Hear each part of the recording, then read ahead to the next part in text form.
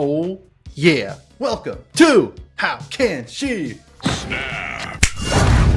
This is a Marvel Snap podcast dedicated to filthy casual. I'm the kid, one half of the Super Snap Rose, here with my brother from the same mother and allegedly same father, Mr.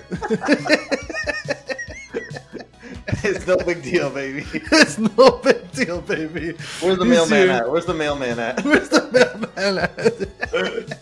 Can't find him. Actually, I just came back from Canada, visiting my mother and father and my aunt and uncle. No big deal, was nowhere to be found, but it's all good. It's on the other end of Canada.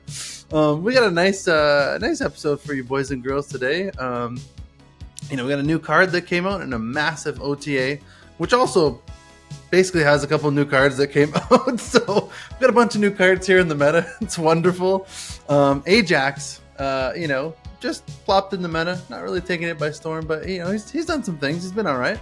We're going to talk about him, and again, we're just going to go over that massive OTA. There's a lot of changes. We're going to discuss that, and we're going to discuss some of the decks we've been using. No big deal. He's already cooked up some of that spice. You know how he does. He's all up in that kitchen the second OTAs come out. Let's get it.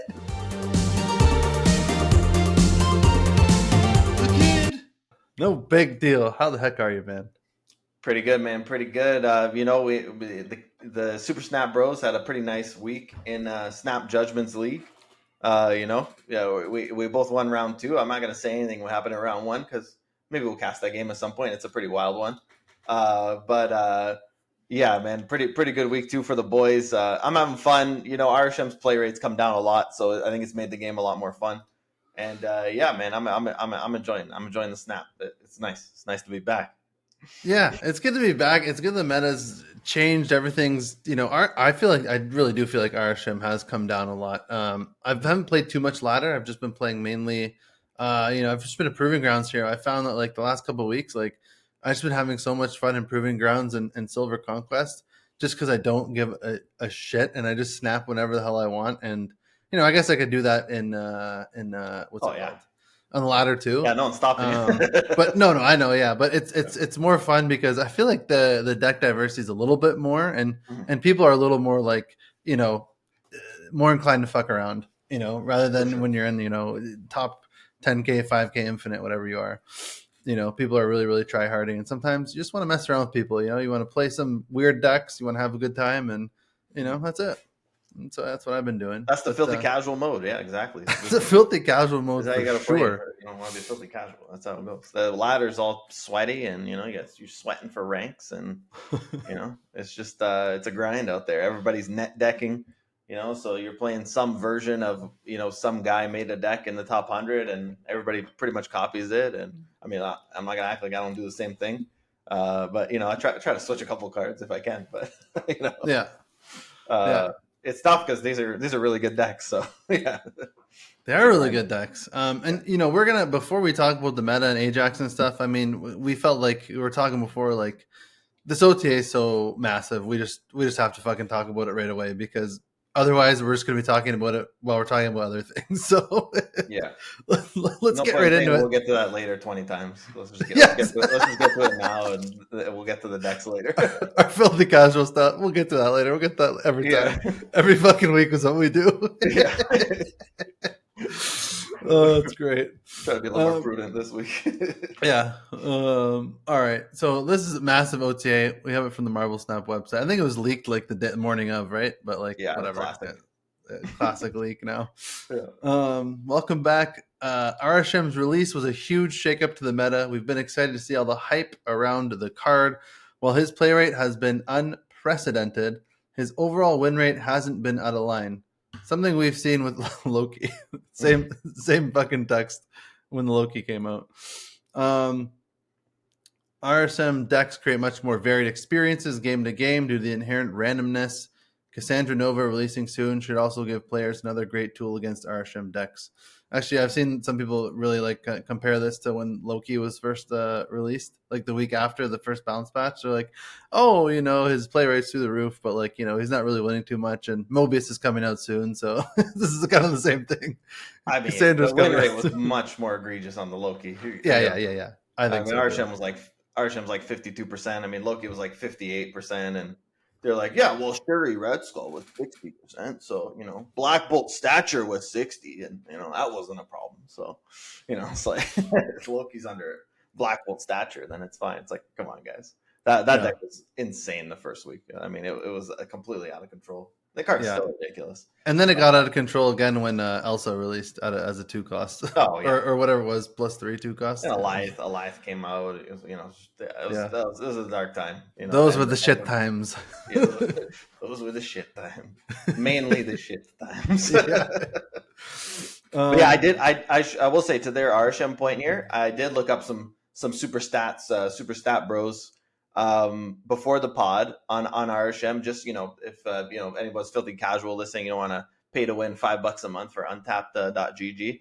I did it for you, so you don't have to. And Yeah. Arshem play rate is like 32% right now, so still really high, but it was over 70% like a week and a half ago, right? Yeah. No, I think it was pushing 80. I think it was like 78, 79 at some points. Yeah, maybe. Yeah, the highest I saw it was like 75%. So yeah, if it was close to 80, I mean, Jesus Christ, But yeah, it's around 32 now. Kid, guess what the highest played card in the game is right now? Oh, the highest played card in the game. Yep. I'll give you a hint. It has been at many, many points in time. Oh, Darkhawk? Nope. Oh. Many points recently, or my other guess would have been Mockingbird, because that's in Marvel Snap history. It's an OG card. No. Pool 1, Pool 2. Shit, I don't know. Who is Shang-Chi. Oh, it is. Oh, okay. I thought that was okay. Well, kind of makes sense, I guess. Let me give you I'm pulling up the numbers live, so that's probably not a great thing. Okay, 46.4%. This was 60%. I checked like 2 days ago. It was at 60%, but still, highest played card in the game. Shang-Chi, 46%.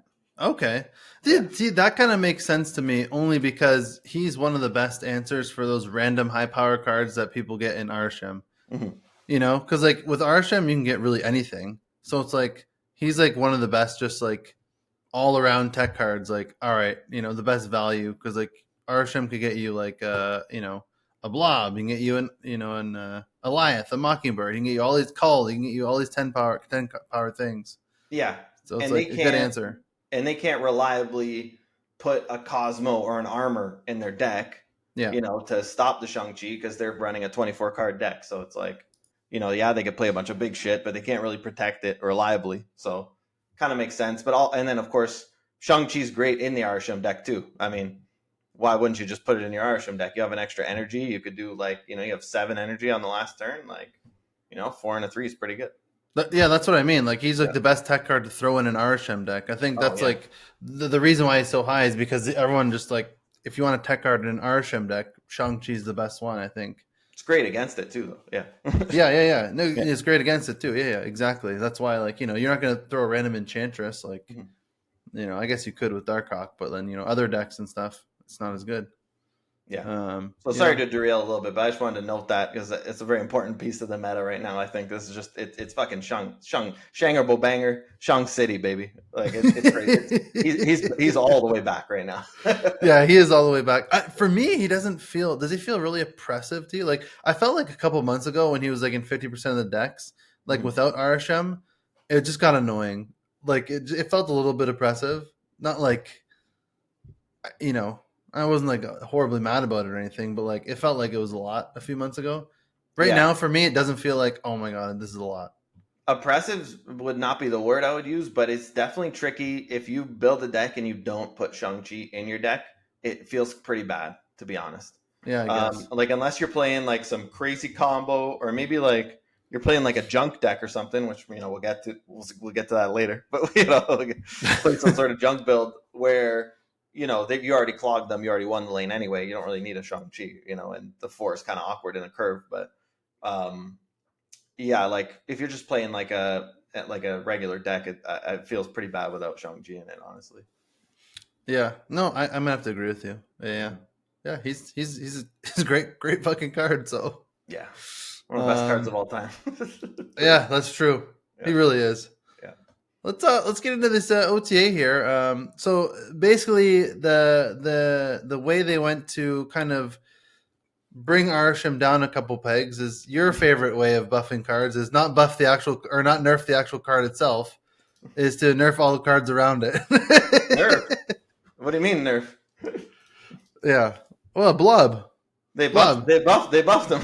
They buffed him. They So buffed my boy. he's a 6/0. Before he was on reveal, merge cards from your deck into this until it gains 15 or more power. He also had an ongoing, which can't be moved. Now he just has the on reveal. They got rid of the ongoing completely. So now he works in Sauron decks. can't get iced by Sauron. Not that many people were, I haven't really seen that now. But I think the main reason for this is the get rid of the Blob Mystique interaction in Arsham decks. Oh, 100%. Mystique cannot copy him anymore. I think on the counter though, Rogue can't Yep. can't counter him either. But Mhm. but you can't do Blob Mystique. So you said this is a buff. Why is this a buff? Well, if we're looking at Blob in a vacuum, I mean, this is pretty sweet. He used to have text on his card that said "ongoing, instantly died a cannonball," Yeah. and he doesn't have that anymore. It's pretty nice. So if you have a space on the board now, cannonball actually moves your Blob. So that's pretty sweet, and that's going to be coming up. Pretty a lot more frequently than the Sauron one, like you're saying with the. Yeah. Sauron thing doesn't come up too much. The Cannonball one absolutely comes up. I've already won some cubes to it. It's pretty hilarious. And I as a Cannonball player, it was nice to just play the Cannonball on a blob before. So that was so nice. Yeah, and still a lot of the time you are gonna just win with the Cannonball. If you've gotten your clog stuff off, then you'll still be okay, right? It'll still die. It's still the highest card, but the fact that it doesn't insta die to Cannonball, I think is a very big deal. Especially, we got some junk changes coming up. Obviously this is a nerf to Blob Mystique, but like you said, we're nerfing around the Arsham card. Like a card like Arsham that just gives you an extra power every turn Energy. extra energy every turn, and like it's a 24 card deck. Like, all right, you nerfed Mystique, like, okay, in only that deck. I don't know, man. Like, there's not much of a nerf if you ask me. I know. So I think this is a slight buff to Blob, which I think is kind of hilarious because it's an S tier 6-drop. Yeah, and also too, like I don't know how much, like, sure, like when I'm playing, like I occasionally get Blob and Mystique, but like you said, like you're running Shang in your decks, like you can handle the Blob. And also if you really want to run like a Shadow King, which some of these like little, like little decks like run, like some of these like Thena kind of decks, you can throw in Shadow King in these decks. Yep. You can throw in Shadow King in any one of these decks. It makes Blob 0. Yep. It's insane. If you have priority, their Mystique's screwed. Actually, no, it's not. It would still take this stuff. Never mind. If they have Proud, then they get it. Yeah. But anyways, the Mystique stuff doesn't work. Pay no attention to me. I'm still tired from vacation. I'm still recovering. But I mean, you could just build your Blob deck differently, your Arsham deck differently. I mean, the Arsham players have already evolved way past this. I mean, the Arsham mind, it's moving quick. It's like AI, like it's like the movie iRobot. Like, I did not murder him. Like, that's Arsham right now, man. He is growing faster than the humans can keep up. And they've already moved on from this Blob Mystique shit, like before this change even came out. Now the Arsham players, they put Doc Ock in the deck, and you put Leech in the deck. Yeah. And that's just the kind of what they're doing right now. So like it's pretty ridiculous. We're like this is you nerfed like week 1 Blob, like we're already on like week 3 or week 1 Arsham. We're on like week 3 Arsham right now. So I don't think this change really does a whole lot. It's a little bit strange to nerf a very specific niche combo in a 24 card deck that can kind of play anything. That doesn't make a lot of sense to me at all. If you're gonna nerf like overall, it's like they said, what's the highest win rate card in the Arsham deck? Oh, it's Blob. Well, how can we nerf Blob in Arsham and not in any other deck that might want to run Blob? Which I do appreciate as a Blob enjoyer, but ultimately this really does nothing in my opinion. Yeah, I don't think so either. You're absolutely right. Everyone's doing the Leech Doc Ock, in before Leach is back to a 5-3 in a couple weeks. Yeah. Well, yeah, Lockjaw's back. Oh, well, we'll get to that. Yeah. But yeah, Yeah. Yeah, this Leach is Blob is covered. just honestly, he was an S tier card in our last week's tier list. Our 6 cost tier list. I think this makes him better. Like It's a honestly, slight improvement. Just I there's do one agree with you. those times where you want to kill the blob, but it just goes somewhere and wins that lane because you had one slot there. Like, sorry, buddy. That's Yeah, that's probably an 8 cube game too. yeah. So I don't. This change, sure, got rid of the Blob Mystique interaction, but yeah, that's not like the number one thing Arshan players are doing, and it's 24 card deck. Like, let's be fucking honest right now. Like, it's And not hey, that man, big if of a someone wants to cook some crazy, because Blob he is a ramp card, and ramp's like not in a great place. Like, why would you play ramp when you could just play Arsham, which just comes built in with ramp? Like why would you yeah. play Electro or some bullshit like that? But like, if it ever does come back, I mean, you want to throw a little surprise Heimdall in your ramp deck. Blob before could not be moved. Now he can. Craven, the old Craven Blob. Yeah, I'm sure Sardines would have thought of that already, and Yeah. he probably thought of the Heimdall deck. The mad scientist, Yeah. Sardines. Shout out, baby. Yeah. All right. So Blob, sure. Mockingbird. All right. Mockingbird got. I guess this is a nerf. Yeah, I think this is Mockingbird it. I was a think it's a nerf. 5. Yeah, Mockingbird was a 5-9. Now Mockingbird's a 6-10. No big deal. What do you think, Ben? Well, obviously, she's now a big dumb idiot, which is great. So shout out to Gunny T. I mean, she's a true big dumb idiot in the sense of she's 10 power, so she discounts Scar, and she's also protected by Kyera. So it's like, oh, you move her to 10, she could be Shang-Chi. Well, not so fast. She's a six cost card that gets protected by Kyera now. So that is kind of a niche use in one deck that I've been playing a lot in one Snapshot League round 2 with that deck. But other than that, I think this is a pretty decent sized nerf to Mockingbird. I think playing a 5-9 outright, like say somebody plays Mobius, right? And on turn 5 you have to play a 5-9. It's not great, but it's honestly not that bad. Playing a 6-10 is horrible. Like it's worse than Vanilla Hulk. Like it's too worse than Vanilla Hulk. And think about how bad Vanilla Hulk is at 6-12. Like this is a 6-10. Like it's dog shit.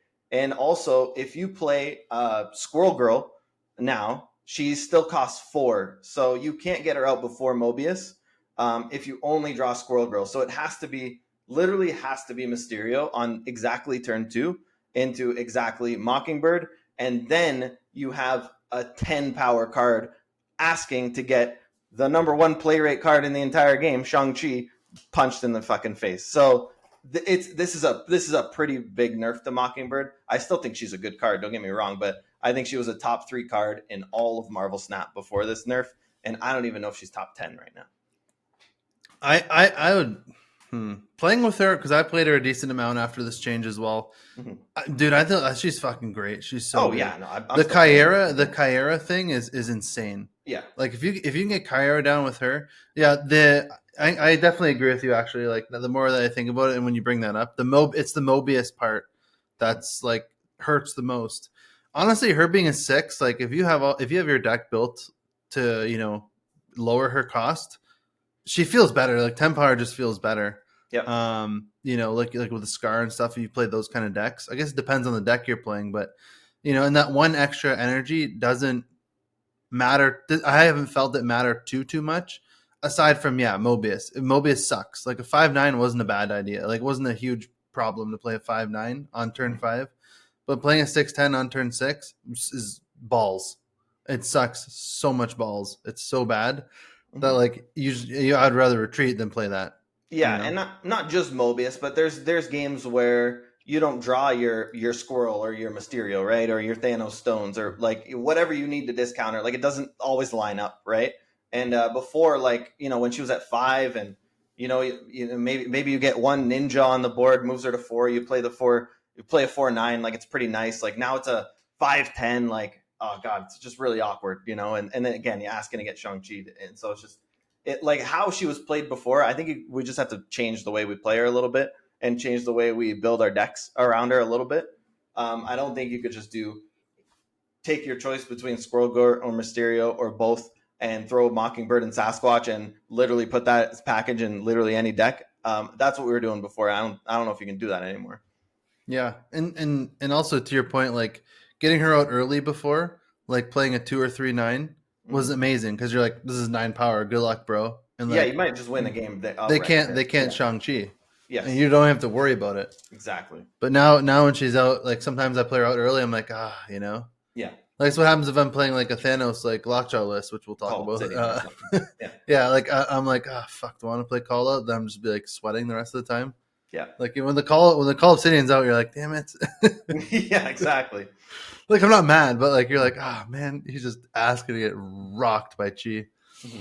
No, the 9 was amazing, but you are right about the power, though. I mean, I'll give you that. Like the power is noticeable. I think like obviously it's a little bit more power if you ship the Void, but remember, like they put Sentry down. Like Sentry feels horrible as an 8 compared It to feels the like 10. shit. Yeah, like even just the lane where I'm playing him, like I feel like 8's just not enough, but like 10 just always felt like it was enough, you know? Yeah. Like I really enjoyed that 10 power in that lane. I don't know, because especially in a clog deck, you could if you clog their lane too, then they can't shung you anyway, right? So Yeah. yeah, that 10 felt really nice, but they take that 2 power away. It's obviously off the Void too, but even if the Void was still like -8, still great. That's still a Hobgoblin. But if Sentry himself was just a 10, but made it -8, like I think that would feel a lot better than what he is now. Yeah. Actually, I just watched a video this morning. Shout out Binks. Binks had a really, really cool deck, which I want to play later. With the new Mockingbird. It's a Scar deck. It's like Mockingbird, Scar, Sasquatch, and he's got a bunch of these little cards like just to get Scar like a 2 or a 0 basically, and just have a surprise Scar. Cause it's a deck that doesn't seem like it would play Scar. But it ended up it looked really, really fun. I forget what else he had in it, but it looked like a really fun deck. It's something I definitely want to play. Like Scar is a ton of fun to play, especially when you get him like as a 2 energy. It's ridiculous. Yeah, I thought I messaged you. I was so excited. I thought I was onto the secret sauce, the secret spice, but it seems everybody figured out immediately that she's a big dumb idiot that could be played with Scar. Like, Cozy just put a video out, I think yesterday. Like, let's put her in a Scar deck. Like the day I saw this OTA come out, like the first deck I played was a Scar Mockingbird deck, but I don't think. I guess I wasn't the only one. Binks and Cozy, everybody's onto the sauce. Yeah, you got sad. You texted me sad. You're like, oh, Cozy put out a stupid video, but with Scar, he's like, damn it. He's like, we're gonna see all this now. We're fucked, boys. Yeah, at least we got a couple days of playing with it though. No, it was a blast. Yeah. But yeah, what do you think about this change overall? Are you happy, sad, like okay, like? So yeah, last change with the blob, I just think is weird and pointless. I think this is a good change overall. Yeah. I think I've been saying for a long time, I think Mockingbird needs a nerf, and I think this is a nerf, and it's not too harsh. I personally would have just put her to 8 power and see where we're at with that. That's how I would have done it. But they want to do something a little more drastic. That's fine with me. I'm happy they nerfed the card. I do think it's a nerf. I think it's not like it was just so absolutely beyond cracked before, and I think it's like fine now. And I like that Scar gets some support too. I mean, it's that's what I like. Cool yeah, that's what I like the most about this change is that now like we can start playing Scar a little bit because he's a really cool card and he's fun. Yeah. It's fun to just slam 211 on the board like, and people don't even see it coming. It's awesome. Yeah, no, I like this change. Yeah, because she was cracked as a 5/9. Let's be honest. We've been saying that for months now.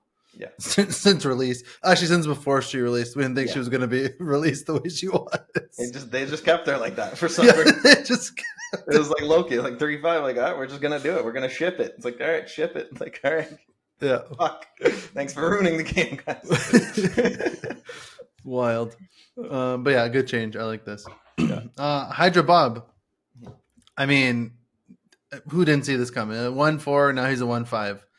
He was just dog shit as a 1/4, and he's a 1/5, which he's all right. He's better than he was. The 1/5 is good stats. You're not mad about playing him. And with the snap mechanic, you can steal a couple games. You can steal games here and there. I've seen him in some Dracula dump lists, which are pretty cool. With Kyra, he's good. If Killmonger's in the meta and you don't have Kyra, he's a piece of shit. So he's not like a great card.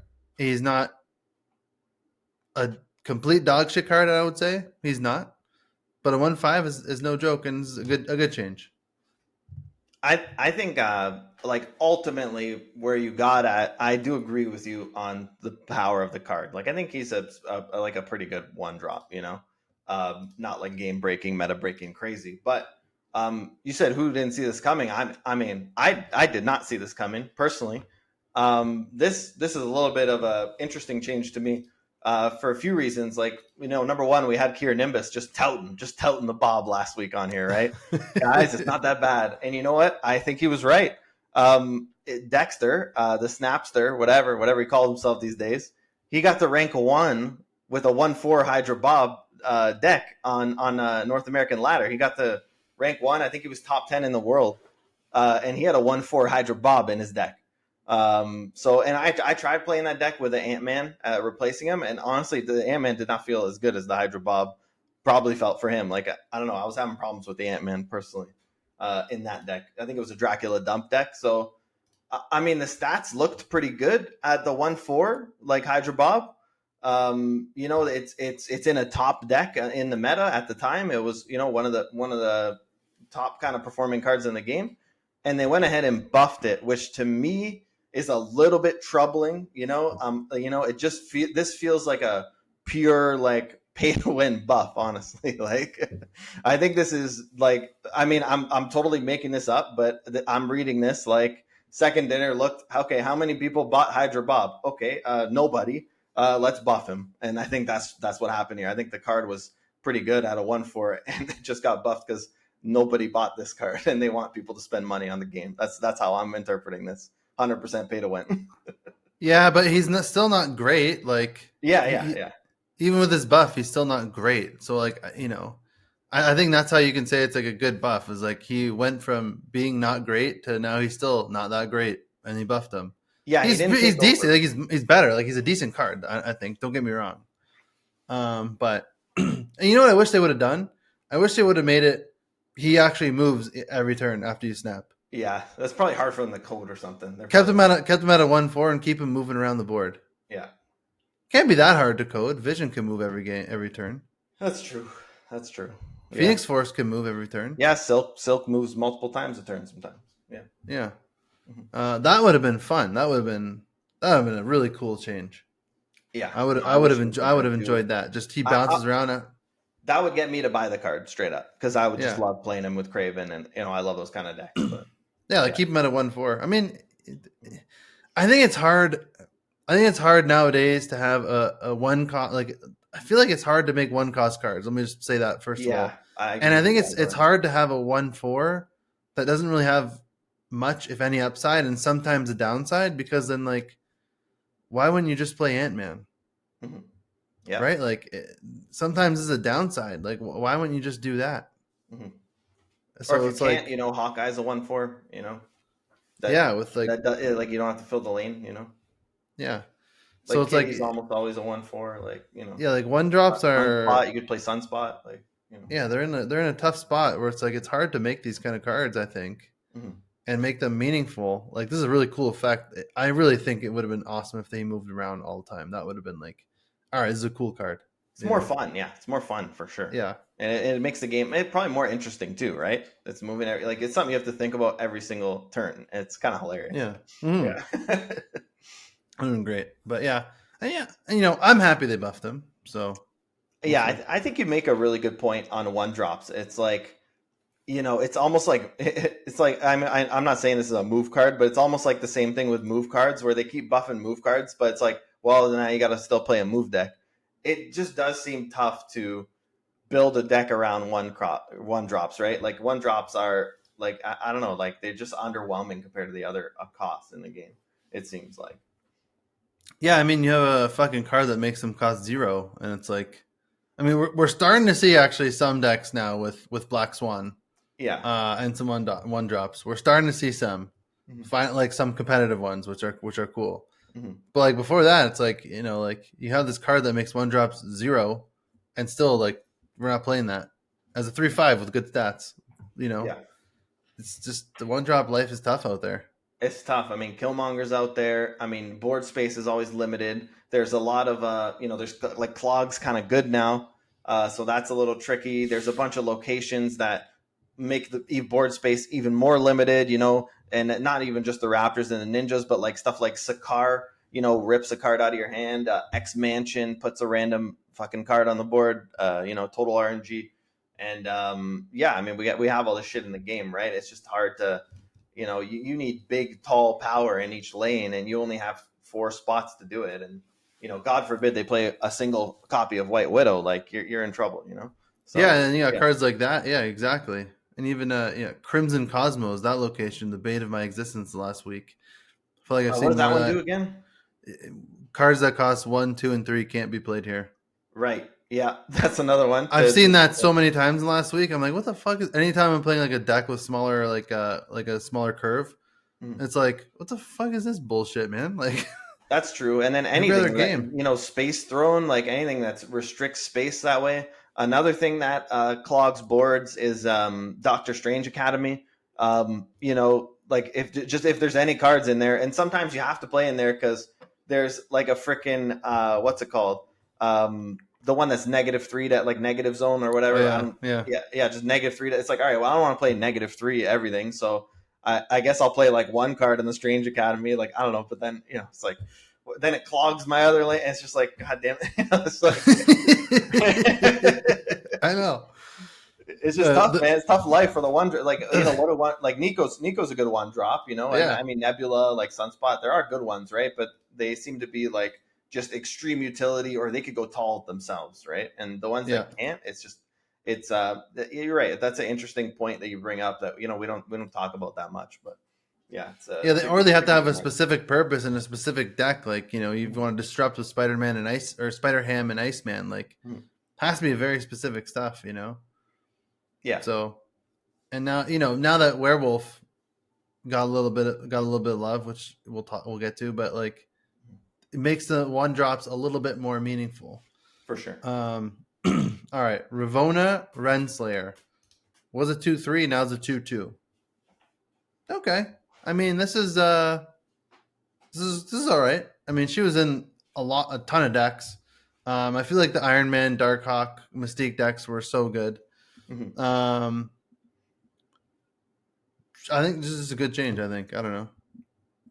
Yeah, I mean, this was like the best deck before Arsham came out for sure. Yeah, and she's been one of the best cards in the meta for a while now. Yeah, she's a great card. I just think this is a good change. I mean, rip Cerebro 3. I gotta say that. I mean, sheesh. But hey, maybe C2. Maybe we can make some shit happen in C2. Actually, it's kind of interesting. I didn't even think of that till now. I actually kind of want to cook up in C2 now. How the hell I didn't think of this? I was just depressed about Cerebro 3. That I didn't even think, she's 2, but that'd be perfect in C2. Discount your Cerebro and Mystique both. So pretty interesting. And maybe just throw Iron Man in there too. Why not? But yeah, like she doesn't need to be a 2/3. She has such a sick effect. Any Ravonna deck that was playing her before is still going to play Ravonna. Still very happy to play Ravonna. Any Mr. Negative deck, very happy to play Ravonna there. Any, like you said, Ravonna, Sage, Athena, type Iron Man type deck, like very happy to play a 2/2 Ravonna. And Zabu was a 2/2, and he was like one of the best cards in the game as a 2/2. So I don't see why Ravonna can't be that as well. Yeah, exactly. I feel like ever since they just nerfed the crap out of Zabu, she's been slowly coming, like rising. Like, cards like Sage got introduced. These kind of cards, it just made her so much better. She's this is a good change. I'm not mad about it. I think if she were to go any lower, it'd be pretty shit. Like if she was a 2/1, that'd be horrible. Yeah. 2/2 feels like a nice, like you're getting a lot from her. This is I'm okay to play a 2/2. Kind of like White Widow's a 2/2. You're never mad about playing White Widow. Oh yeah, well that card might need to come down, but yeah. That card's ridiculous. Oh, it's great. All right. Maybe you take a power off the bite, but yeah, I mean, geez, that card's insane. Leave that card alone. You keep her at 2/2, but maybe we don't need -4 Widow's Bite. We could go to -3. You know what we don't need? We don't need fucking hot location Bar Sinister earlier this week. Everyone fucking plays White Widow. I felt bad. I got a 2 cube snap off of Space Throne today. I just I had Prio, I had the White Widow. Space Throne comes up second location. Yeah, I Snap. did that too. I actually did that too. You could lose though. You could definitely lose. I mean, Jeff could just go in there, Yeah, and Thanos can go in there too. So you got to be careful. yeah. Yeah. I mean, that's not a hot location though. Like if that happens once in a while, that's fine. Yeah, yeah, yeah, yeah. Not every other fucking game bar sinister, and like you gotta like have something on two, or else you're screwed. Mhm. And you're like, are they gonna play the White Widow? Oh, they snapped. Okay, well, I gotta leave now. This is stupid. Yeah, I didn't play that day. I'm like, I'm not Yeah, it playing. was done. It I'm was like not one of playing the Marvel days that Snap I. today. Yeah, it was like one of the days I actually had time to play, and I was like, oh fuck Yeah. this, I'm going to Conquest. All right, now the one of the new card releases of the week here, Viper. Viper was a 3/5 on reveal. One of your other cards here switches sides. Now, Viper still a 3/5, good stats. One of your other cards here with the lowest power switches sides. Insane. I mean, this is to me this is better than making her a 2-3, reverting her back to a 2-3 random. Yeah. This is a wild change. Mhm. I love it. I'm a filthy junk player as Yeah, I was well. gonna say, what do you think about it, kid? I You're a junkie. fucking love this. Mhm. Putting Viper in these junk decks. I've played so many of them. Like I've just copied a bunch of them. I played a bunch of different ones. You know, I've been playing with Ajax as well, but like I just these pure junk ones, and I keep finding new ones every day. Like I saw a Hoagland video this morning. I'm like, fuck, I want to play that junk deck. That looks so much fun. Mhm. Viper just seems insane. Like not like overpowered or anything, but like it's a good card. It's a great card, and it's a card that needs to be in junk decks now. Um, you know, to actually target which card goes over, not like you're not having 50-50s and being like, oh, what the hell are we doing here? You know, that felt so bad. It feels so nice now. And also, Viper's another card now that you can play with Titania. Yeah. I mean, you can Titania and then Viper and clog that way because you know that it's not going to send the Titania over. Yeah, Like, and then it sends the Titania as well. Yeah. yeah, so you can actually like instead of Green Goblin and Viper as well, you can also do Viper Titania. It's another Titania interaction. So like I think like Viper Titania Green Goblin is a nice 3 card combo that you can throw in junk decks. You know, Well, obviously you want Hood in there too, but I would throw a fourth card in there too. Is White Widow, which obviously you are playing. oh, But White yeah. Widow Hood, like the Hood is an Well, unreal card in these decks. I mean, well, I love this change. Go ahead, tell me what you think. no, I I'll just want stop to say rambling. like Titania White Widow is also, it's like the same thing. It's just ridiculous. You send Widow's Bite and then Titania also goes over. It's ridiculous. Same as the Green Goblin basically. You know, Yeah, it just yeah, is yeah, cheaper. It's just cheaper version of the Green Goblin. But you're sending a 0 basically instead of a -3. So, but yeah, yeah. This change is pretty cool. Like I agree with you. I think she's better than the old 2-3 Viper. The 2-3 Viper was okay. It wasn't that good of a card. But this is pretty crazy. Like the fact you straight up really couldn't play Debris and Viper in the same deck before, and now it's like almost a broken combo to play Debris and Viper, because yeah, like say you have the Hood in a lane and you play Debris, and now it's like, all right, now I gotta like 50-50 my Hood. I might be stuck with this -3, and I don't want to Carnage a 3-5 Viper out away. Like it's just fucking awkward. Like so we gotta like Cersei it. Like what do we have to, you know what I mean? You're like cleaning up your own mess. Viper just cleans it up for you. It's like it's beautiful. Also, just being able to target the Widow's Bite every single time is really sick, because it's pretty much always -4. So like you always just send back. So they play White Widow on 2, you play Viper on 3, and it's like it's a perfect curve, but for your opponent, yeah, So like, and and you're putting a 5 power card on the board, right? And they just played a 2-2, and you're shipping over a Widow's Kiss to the enemy's board. And same with if they play Black Widow, that came up in one of my games actually. They Black Widowed me. Next turn, I said thank you very much. Widow's Bite Viper. Let me send that fucking. You just gave me the Black Widow. Yeah, I didn't draw a card, but you could have a -1. Thank you very much. Enjoy yeah. your clog. And yeah, five power bodies. So the fact that she is a 3, I think, still keeps her not like, this is not like the best card in Marvel Snap. You know what I mean? Like I don't think she's that, because it still is like pretty expensive to be playing a 3 to be doing this, like send a rock over or whatever. But it's very useful in the junk deck, and I love that you can player. You don't have to worry about just having one card by itself. 50-50ing. Again, I just brought up all the locations. Like we just talked about all the fucking bullshit locations that throw shit on the board that really cuck the Viper a lot. Like, Yeah. like Raptors. Like, I mean, I guess you're happy to send a Raptor over, but like Monster Island, like you could clog their Monster Island lane now, and then they can't Shang-Chi you. Like, think about that. Like it's crazy. Like you Yeah. don't have to worry about sending the monster over. It's like it's pretty sick.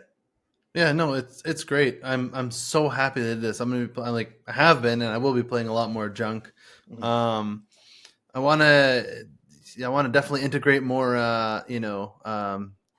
Doc Ock and it was the villain. I think he's the villain of the last couple of weeks Yeah. because for sure he's the worst because he's a Arsham offender on turn 4, Mhm. and he's a junk offender as well. I think people are hating on Doc Ock, but I want to play more of him. He's just fun though, and Cannonball as well. Mhm. There's great clog cards. Yeah, I'm so happy about this change. I'm so happy that they brought back Viper finally. I hope they don't change her. I hope they don't make her like a 3/4, some bullshit like that. Because Clog is still not like it's having its heyday right now, but the meta is going to shift and people are going to find ways to get rid of it. But it is. This just made me so happy. This is a new card. This is a new card. It's a new toy in Marvel Snap.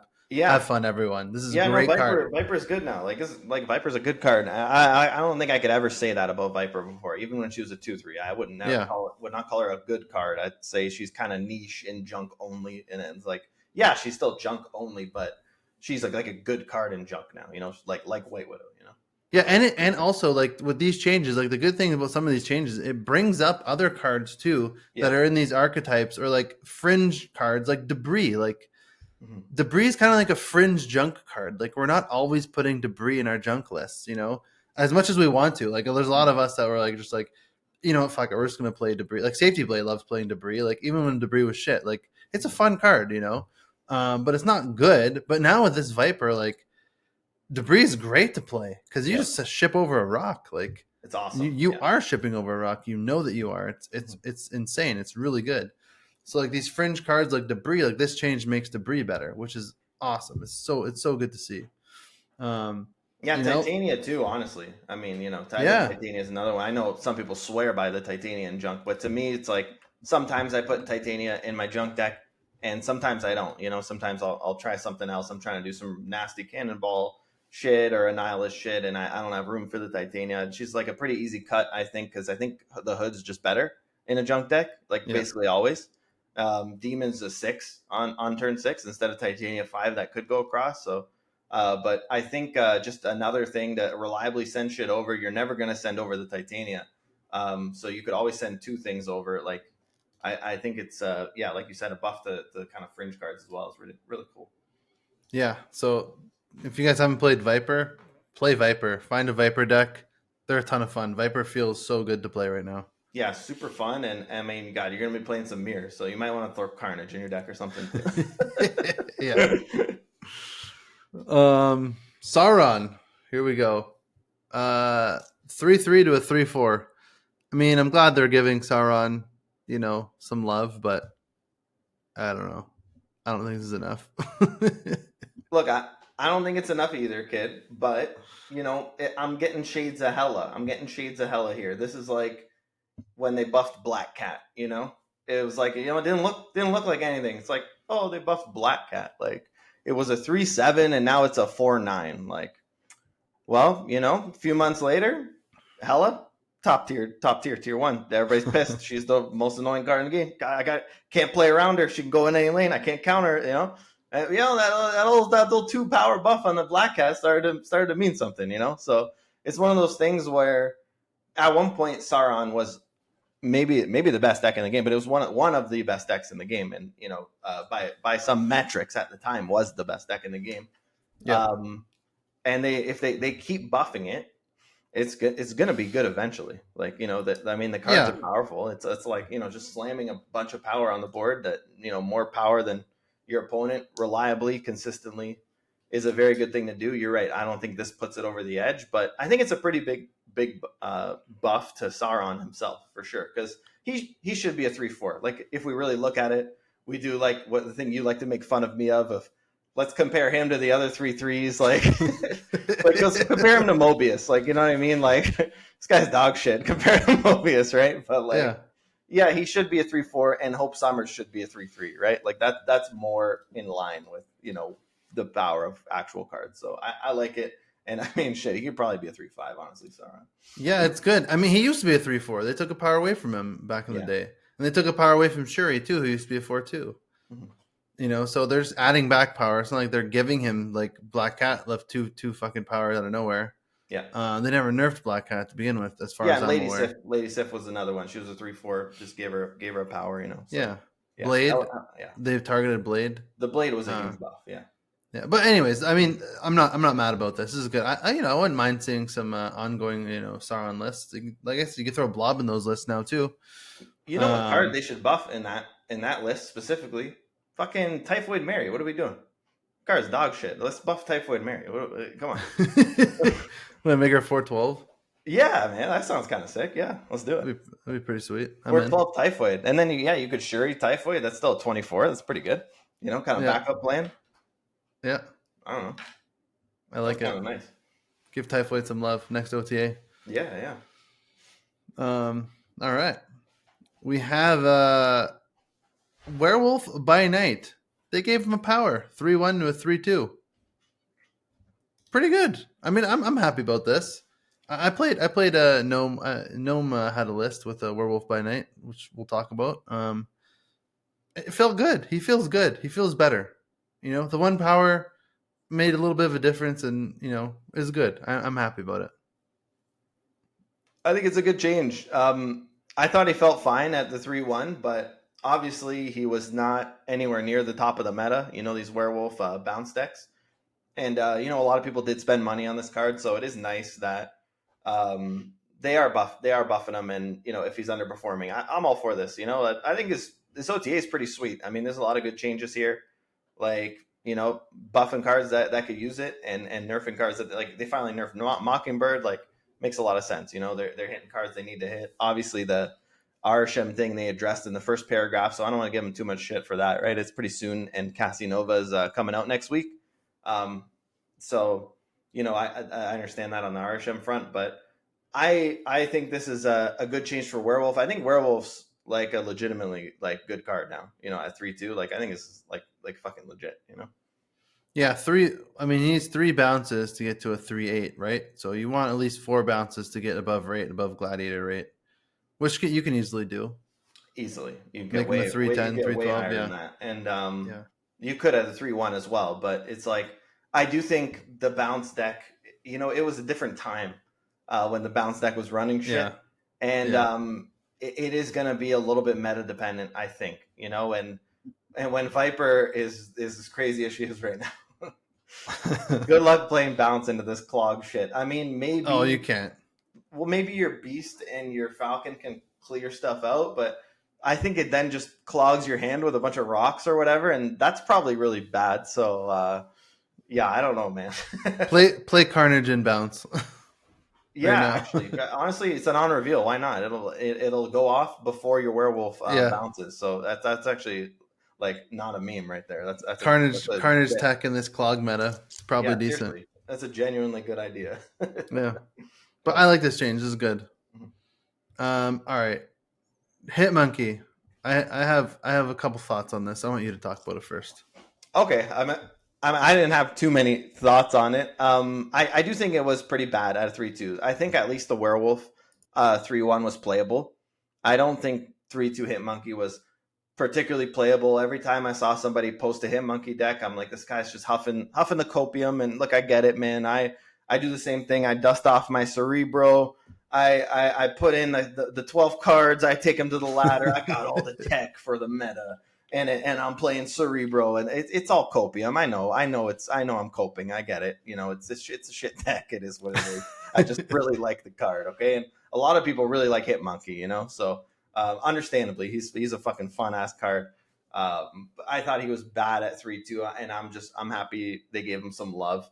Obviously, this was one of the very best cards in the game at a 2 cost, so you do have to be a little bit careful with it. So I don't have too much of an opinion on it, kid. I just think it's good that they buff Hitmonkey. I don't think Yeah, he was good at a 3-2.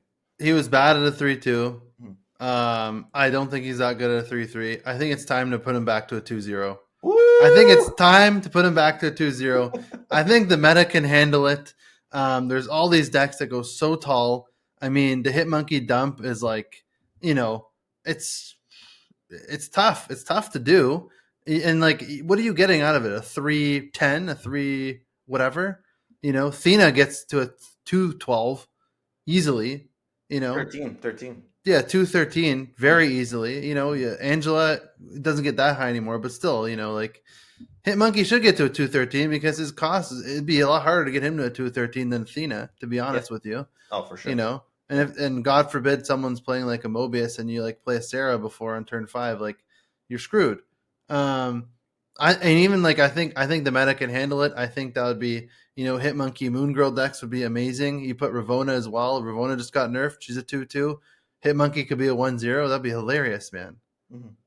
I think Hitmonkey could be back to a 2-0 and like not be one of the best cards in the game right now. I think it would be a very good card and an open back up a really fun archetype without making it completely overpowered.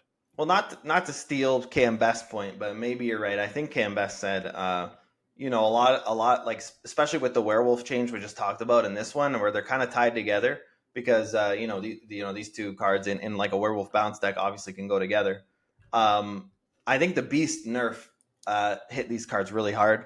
That's like what he was saying, right? So like you just used to get permanent power discount on these Yeah, cards, so you could beast and then just hold your zeros and then just dump them all on the last turn, right? You didn't yeah, have to time it to exactly play beast on turn 5 exactly because they're only discounted for one turn, and so it's just a lot harder to sequence, and it's already like bounce is already so hard to sequence. I mean, you have to totally base your plays off what your opponent's doing and maybe relocate out of a lane to go somewhere else, and it takes a lot of work and planning already. So just to old beast made that a lot easier, and they nerfed him pretty severely. So I think rightfully so. I mean, the card was nuts, and I think it's like pretty good now at a 2-2 at what it does. But Hitmonkey and Werewolf caught like massive strays from that nerf, and so yeah, bringing him up is good power. And maybe you're right, kid. Maybe it's not enough, but yeah, do you I'm happy think? they buffed it at least.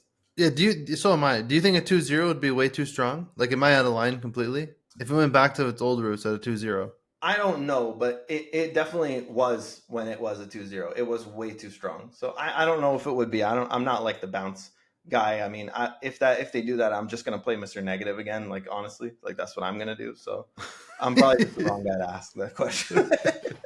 Yeah, I think it would be fine, and I think it'd be a lot more fun, and it could get out of control with Ravona making him a 1-0 because that card didn't exist when he was released. I don't believe. No, I don't think so. Um, Yeah. yeah, so I think it'd be hilarious. All I the more think, reason to play Mr. Negative.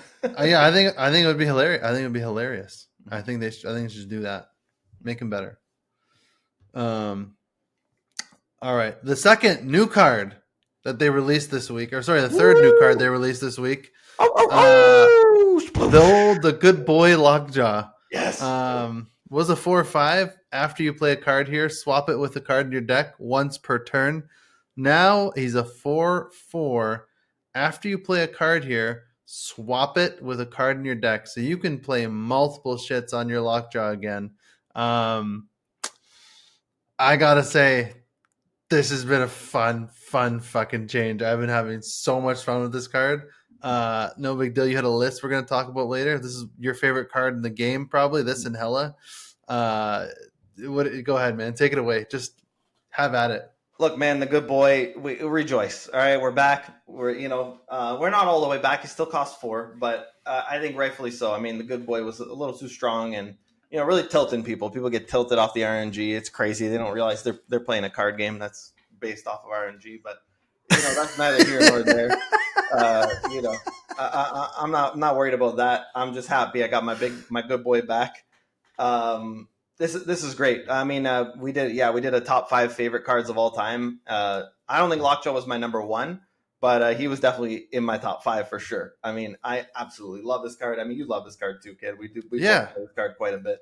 Um, he's great, man, and I do think it's like a legitimately pretty good card now. Like I don't think Lockjaw is like a total meme or anything. Like this is a extremely powerful effect in Marvel Snap, and I've only messed around with Thanos so far, but I'm already seeing like Dara was playing Thor Jaw already, like in Top Infinite. I think the Thor lists are going to be really good, and I think the Thor lists too are somewhat resilient to the junk stuff as well. Because if you just have a Beta Ray Bill, you just have a Thor in the lane, like those cards just scale up anyway. You just need to find like one space to play something. So yeah.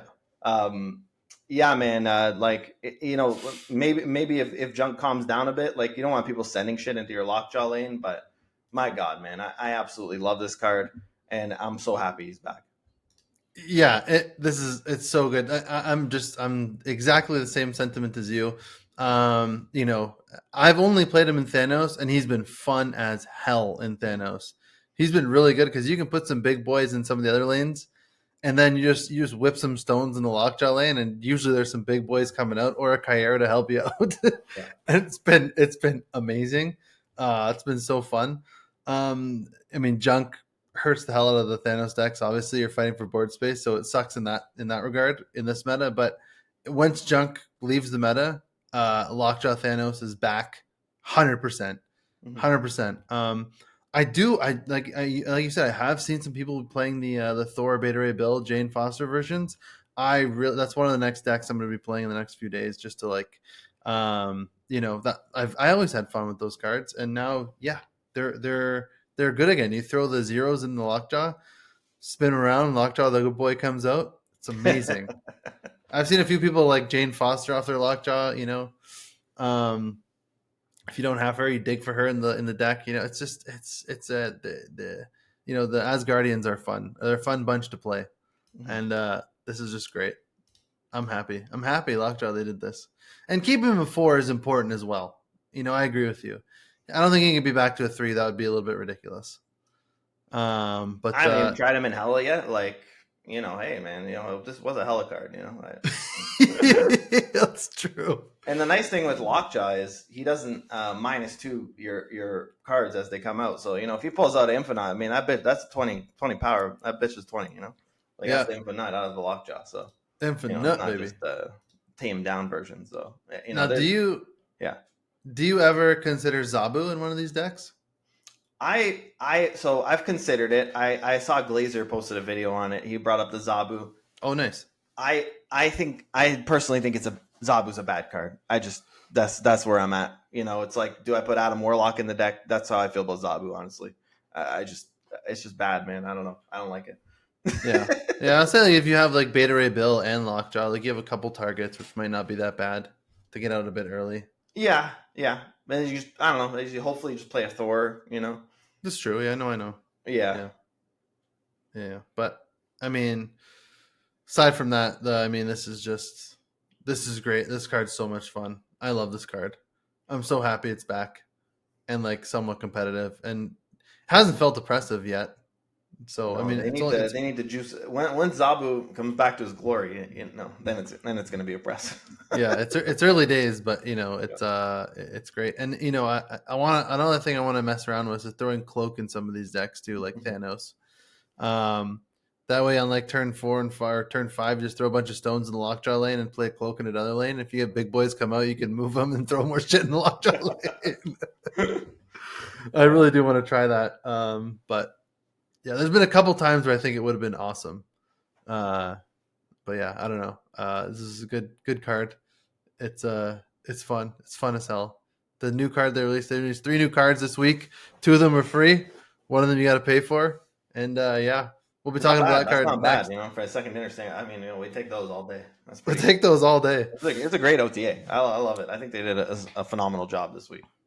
Yeah, I think pretty much every change except for the blob, which I kind of get what they're trying to do, but still Hmm. kind of a head scratcher. Hmm. I think every one was great. Hmm. Every single one was awesome. Yeah, Yeah. for sure. It's a good OTA. You know, it's one of the better ones and one of the more impactful ones we've had in a little while. Mhm. Yeah, I You love know. it. All right, nobody deals back getting water. Whew. Just Had to talking shit in hydrate. the OTAs is great. You gotta hydrate. You gotta hydrate out there. We're back. We're gonna talk about Lockjaw the. changes got me all hot and sweaty. It's got us all hands on sweaty. We got a new card released this week. Ajax. He's up from a 5/5. He was buffed to a 5/7. He's an ongoing +1 power for each card in play afflicted with negative power. Now, do you have any thoughts on this card? You didn't get him, right? You skipped him this week. Yeah, I mean, look, this is podcast for the filthy casual. Like you were saying, kid, you're going in a proving ground, having fun. For me, I'm not going full whale on this game. I want to be a little more casual with my spending on Marvel Snap, and Hydra Bob and Ajax just seem like pretty easy skips. I'm happy we were right about the 5/5 card being absolute dog shit. I mean, there were some people. I'm not going to name them, but I can think of at least three. I can think of three like immediately pop into my head that thought 5/5 Ajax was going to be good, and the fact that 5/7 Ajax isn't like totally taking over the meta just I think proves us right, kid. So I'm happy we were on the right side of history there. But yeah, I mean he seems fine. He seems like pretty good. I think. Like I think Gwenpool's probably like better than him, but like he seems like a pretty good card in the right situation. Yeah, I will say honestly, playing with him, he's surprised me. Mhm. He's a lot better than I thought he was. Mhm. Especially if you have Hazmat and you save Hazmat. You throw this boy down on 5, you're pretty much winning that lane if you have Hazmat in your hand. Mhm. And a lot of times you're just winning it anyway because you afflict things beforehand, or things just like get afflicted by virtue of the negative zone and that kind of bullshit. Yeah, he's been pretty good. He's been pretty good in the decks that you run him in. If you're not running afflict decks, he's a pile of shit. I played him a little bit in high evo. I personally didn't like him too much in high evo. Even with like Cyclops and like the thing, they are like good decks to afflict, but like I felt like there's other stuff I wanted to be doing on turn 5 rather than playing Ajax, like maybe doing like another afflict and like my low cost abomination, like something like that, like a Misty Knight Abom, like whatever, Mhm. or floating a mana, like playing a low cost bomb and floating so Cyclops can go off. Mhm. I felt like I personally didn't like him too much in high Evo. I did play a fair bit of it like the first couple days. I liked him more in like kind of a junk style afflict kind of deck with Hazmat. That's where he really shines, and he's very good in that deck. And I would not. I think like he's almost like not necessary, but like he makes that deck really good, or I like think better. you make a pretty good point, and I think what you're saying ultimately is that he's a turn 6 card, right? You don't No, want to no, just no, no, no, no. Well, go. I mean, like he can be, but he's yeah. good if you just slam him on 5 if you have Hazmat in hand. But if they have a rogue or a Shang or an enchantress, like I mean, all of these cards can fuck with this guy, right? So. Mm-hmm. And Shang's the main one, obviously, like I said, Yeah. 46% play rate right now. So, if normally on 6 and high evo, you want to play your high evo Hulk, you want to play your Yeah. She Hulk, your Infinite, like you have all these bombs you want to throw on 6. You don't want to play Ajax, but then if you play Ajax on 5, you're not even floating energy, which is kind of what you want to be doing on every turn with high evo. So that makes sense. It doesn't really fit the curve of the deck. That makes sense to me. Yeah, obviously I haven't tried it, but I'm just theory crafting. Yeah. No, if you have like you can set yourself up such that you haven't really afflicted anything throughout the game. Mhm. You've just been clogging and doing that kind of bullshit. You Yeah. play him down on 5. He's still a 5/7. Maybe he's a 5/8 because there's some red guardian or some bullshit. Someone played. Mhm. He's under Shang-Chi range, and then like you can throw priority, right? Like you play him in such a way that you're throwing priority. Right. And then you're just playing Hazmat, and he's like a 530, and it's like off to the races. Like it's insane. And he's not 530, but he's like a 515 plus. And it's like it's nice. It's nice, And also you can play him on turn 7 with Hazmat, which has been another insane play. If you're playing a Magic deck, if you get the Magic, you play him with Hazmat, and it's like a ridiculous burst of power that they are not. No one's ever really expecting that, to be honest. Yeah, Like, that sounds smart, and I think that's probably going to be like ultimately the way to play him, either with like a Magic or like a Hope Summers is another thing, right? You play like anything on Hope Summers on turn 5, and then turn 6 you play Ajax Hazmat, yeah, that's pretty cool. and Yeah, I but think it. I mean, oh yeah, I guess he would get affected too, but then he gets you know, it's kind of a wash, right? You know. He gets his own buff, basically, is what I'm trying to say. But so it doesn't really matter what order you play those two cards. yeah. Yeah. No, he's ongoing. Yeah. Yeah. Uh, he's a good card. He's a pretty good card. Is he a must have? No, but he's good in like in like specific like clog afflict decks. He's pretty damn good, man. He does win lanes and win games a lot of the time. So I've been pleasantly surprised with him. Um, I don't know at a 5/5 how good he would have been. Mm, I don't think so. I think he would have been better than what we were saying. Honestly, I will say mm, that because playing okay. with him, he feels better than what I thought he was going to be. But I don't think it would have been good at a 5/5. But at 5/7, he feels pretty nice. Yeah. You know, even if someone plays like Luke Cage or something like that, like he goes from like a 5/15 to like a 5 12 or whatever the fuck it is. Mhm. You know, or like a 5/17, which was going to be to like a 5/12, which you're not mad about either most What do of you the mean time. 5/12? He's going to 5/7. What do you mean? Oh No, no, no, because Luke it's Cage, your yours, own side. Yeah, your yeah, own side. yours are still afflicted. Yeah, yeah, that makes sense. You know, so it's not like the end of the world. Mhm. But yeah, I don't know. I like him. I like him, and it's good that he's not like. I kind of personally I like little niche cards like this, the cards that are a little more niche. You know, Mhm. most of the time for most releases, I like when the cards are more niche. Me So too. like he's not playing in every single fucking deck. You can't put him in everything, Yeah. and it's like he's in some very specific decks, and he does a very good job in those decks, and I love that about him. Yeah, I actually agree with that, and that's like a weird thing because a lot of people do have that opinion where they like, I want my 6K to, I want to be able to buy a card and put it in every deck. I think you're just asking for balance problems when you design your game like that. Like Yeah, if a card goes in every deck, it's fucking broken. Like what are we talking about? You know? So yeah. like that's a super busted card if it goes in every deck. What are we doing? Like it's 12 cards. Like there's like 600 cards in the game. Your card goes in every deck. Like that's Yeah, a broken card. Like yeah.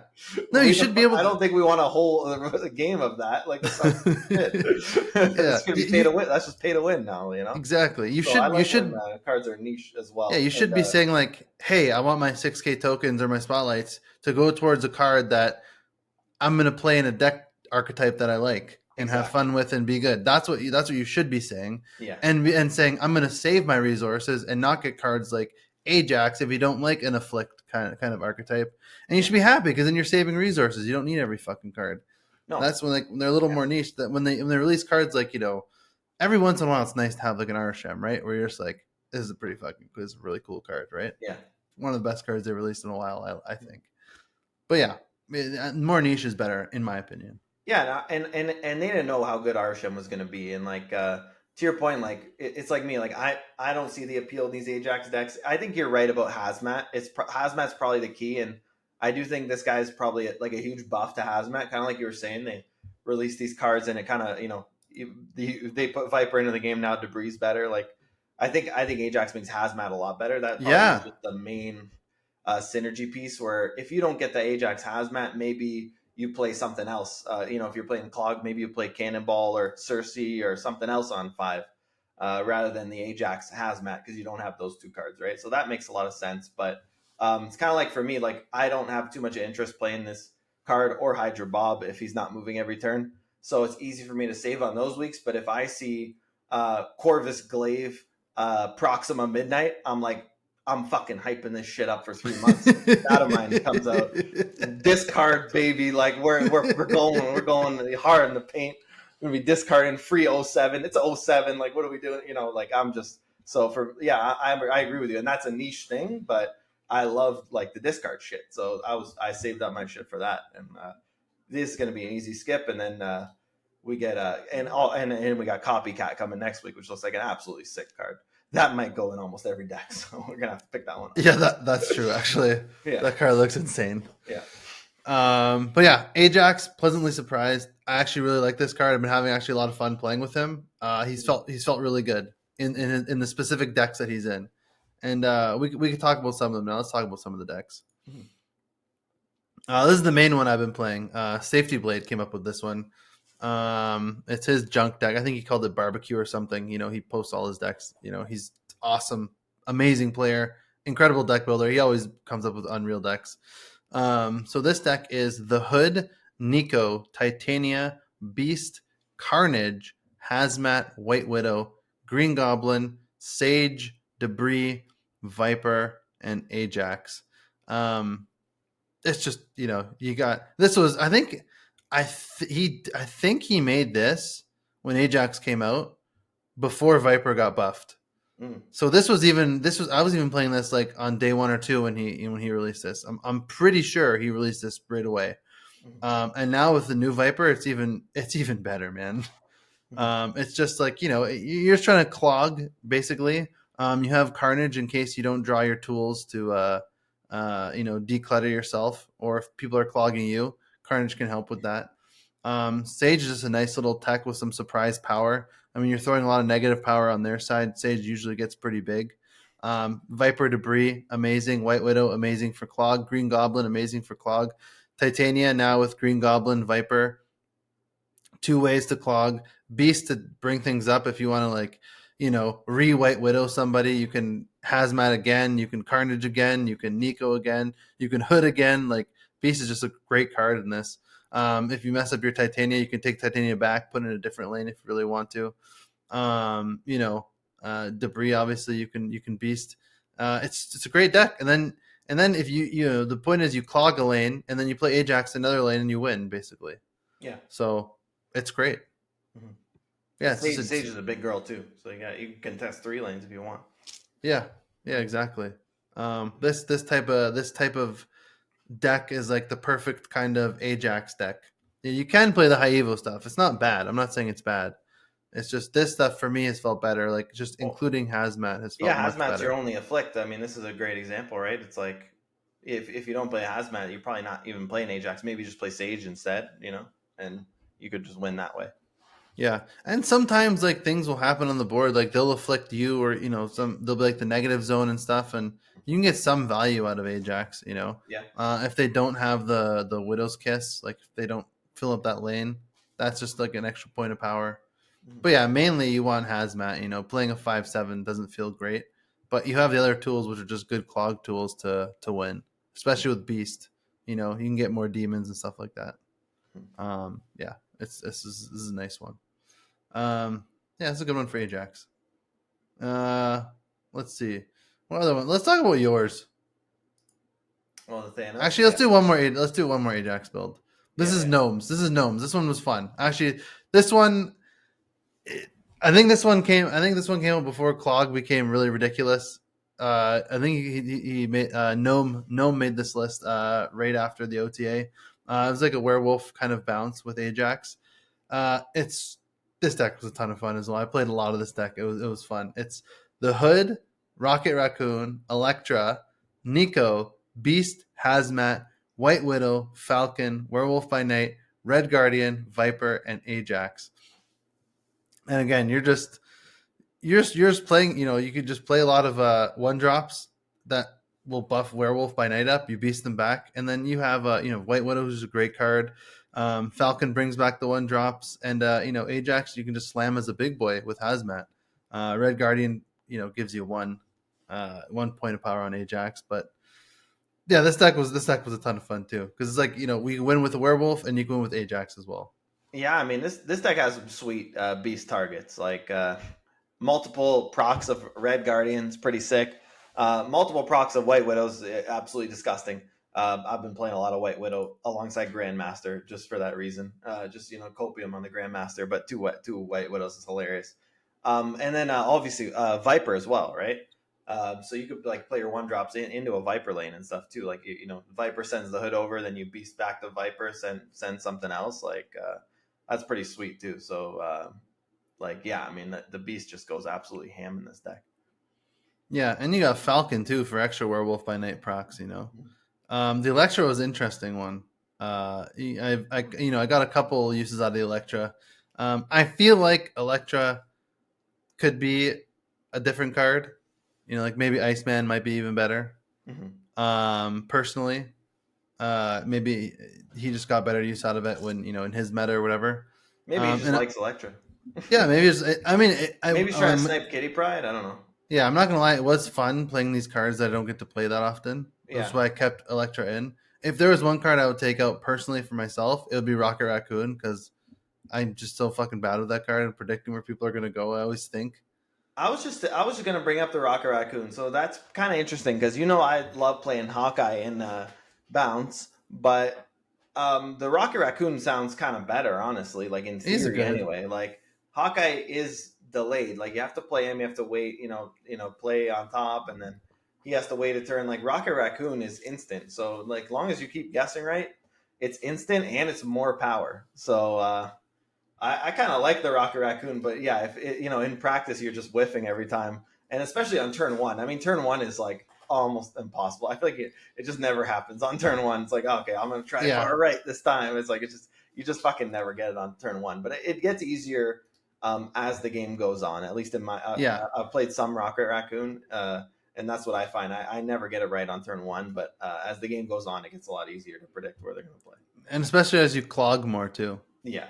You clog more lanes, the Rocket Raccoon gets better. Mhm. I mean, he was all right. He did good. Don't get me wrong. I'm just saying, like, I'm not even close to as good of a player as Gnome, so I would be better off with like an easy mode. Just like Iceman does disruption. Spider Ham automatically. You don't think about it; they disrupt a little bit. Yeah. But maybe you need a little bit more power. I kind of like your idea though. Take out Electro to put in Iceman because Iceman's the boy, and this Rocket Raccoon. I mean, this is pretty crazy. Okay, so it's +4 power. So if you get 2 procs on a Rocket Raccoon, it's a 1/9. I mean, it's good. It's good. It's a freaking 1/9. Like, it's ridiculous. That's the old Mockingbird. Same size. So and like also too, like if you whiff on the first one, like you can always beast it or falcon it back and then try again, right? Yeah. And then you could beast or falcon it back and then try again. yeah, he's good, and especially at the end of the game, like if he's one of the last cards you throw, like you usually know where they're going to be playing. That's true. You can play Ajax, Rocket Raccoon. If you get a hazmat on 5 or something. Yeah, and he's non-reveal, so he procs werewolf as well. Yeah. Yeah. So this is a really just fun deck.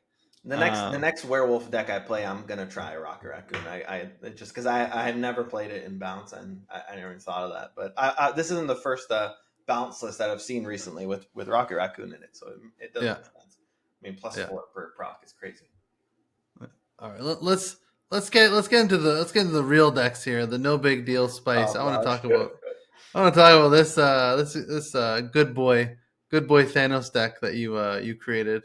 All right, well, let me tell you, day one of the OTA, I mean, this thing was absolutely crushing. I was in the top 2K. I was at like rank 1800, something like that. Spoiler, I'm at like 4K right now. All right, so I've been punching cubes a little bit. I've been trying out some new stuff, but also this thing just is obviously Thanos it's just tough to play in the clog. I mean, there's no way around it unless you're playing to destroy Thanos deck. You get absolutely railroaded by clogs. So let me bring up the deck. First, let me say the list for the audio listeners. Psylocke, Phastos, Kyera, Wave, the Good Boy Lockjaw, Cull Obsidian, Blob, Eliath, Mockingbird, New Big Dumb Idiot, Thanos, Scar, and Magneto. So everything we talked about in the OTA with Mockingbird and synergy with Scar, I mean, this deck just absolutely abuses it to the maximum amount. Gunny T would be proud, I think, of this list. Especially since the tournament he runs, Snap Judge League, we got a W with this deck, 8-0, nice 8-0 against the Loki deck, so that was a nice win. I didn't record that one, so I had to play it at work on my lunch break. So we do what we got to do, and playing against Philippines time zone, 12-hour time difference. So we did what we had to do, and man, this deck is really sick. The idea behind it was everybody's playing Shang-Chi. Shang-Chi was at 60% when I built the deck. I checked, and he was at 60%. That was on Thursday when OTA came out. So I said, what if I put Kyera in my deck? And now the Shang-Chi does absolutely nothing except for Cull Obsidian, which is, it's basically a bait anyway. I tried Jeff for Cull Obsidian. I tried some other stuff, but Cull Obsidian is nice. It's nice to have a 410. But yeah, I mean, Kyera is really easy to access in this deck because of the Lockjaw.